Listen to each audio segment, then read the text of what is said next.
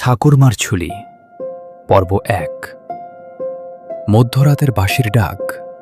গ্রামের বয়স্ক মানুষরা আজও একটা কথা বলেন, রাত ঠিক ১২টার পরে যদি দূরে কোথাও বাঁশির সুর শোনা যায়, তাহলে কোনোভাবেই সেই সুরের দিকে তাকাবে না, কারণ সেই বাঁশি কোনো মানুষের নয়। আজ আমি যে গল্পটা বলবো সেটা নাকি সত্যি ঘটনা। বিশ্বাস করবেন কি করবেন না সেটা আপনার ব্যাপার। পশ্চিমবঙ্গের এক ছোট্ট গ্রাম শালবন। সেখানে থাকত রাহুল, শহর থেকে বেড়াতে আসা এক কলেজ ছাত্র।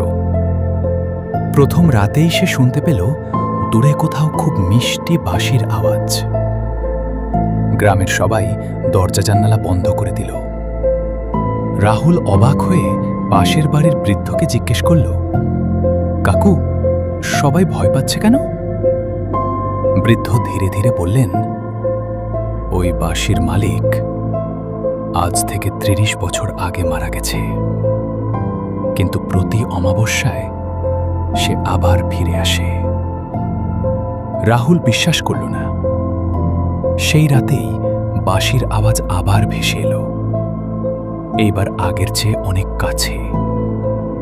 রাহুল মোবাইলের টর্চ নিয়ে বেরিয়ে পড়ল।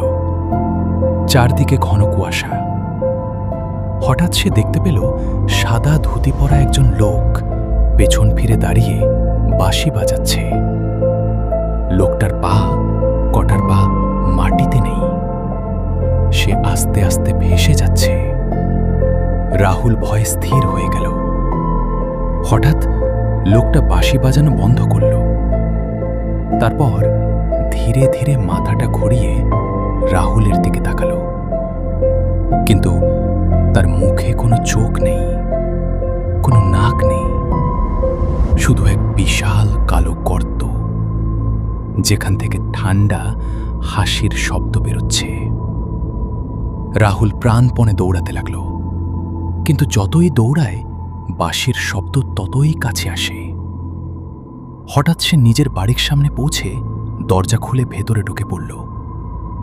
দরজা বন্ধ, সব শান্ত। সে হাঁপাতে হাঁপাতে জান্নালার বাইরে তাকালো, কেউ নেই। সে স্বস্তির নিঃশ্বাস ফেলল। ঠিক তখনই তার কানের পাশে খুব আস্তে একটা ফিস ফিস আওয়াজ। তুমি আমার বাঁশিটা দেখেছ? রাহুল ধীরে ধীরে পিছনে ফিরে তাকালো।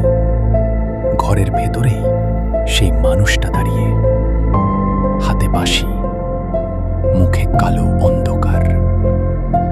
তারপর হঠাৎ সব আলো নিভে গেল। পরদিন সকালে রাহুলকে আর কেউ খুঁজে পায়নি, শুধু তার মোবাইলটা পড়েছিল। আর সেই মোবাইলের শেষ রেকর্ডিংয়ে শোনা যাচ্ছিল একটা অদ্ভুত বাঁশির সুর, যেটা আজও প্রতি অমাবস্যার রাতে শালবন গ্রামের জঙ্গল থেকে ভেসে আসে। আপনি যদি কোনোদিন গভীর রাতে এমন বাঁশির শব্দ শুনতে পান, তাহলে ভুলেও তার দিকে তাকাবেন না, কারণ হয়তো সে এবার আপনাকেই খুঁজছে। তাহলে বন্ধুরা, আজকের গল্প এখানেই শেষ। কিন্তু মনে রাখবেন, সব গল্পই যে কল্পনা তা নয়।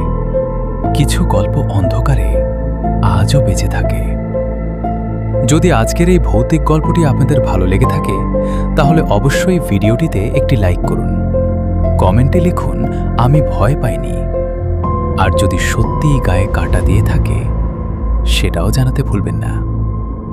আর এমন আরও রহস্যময়, ভয়ঙ্কর এবং রোমাঞ্চকর বাংলা ভূতের গল্প শুনতে এখনই গল্পের ঝুড়ি চ্যানেলটি সাবস্ক্রাইব করুন এবং পাশের বেল আইকনে ক্লিক করুন।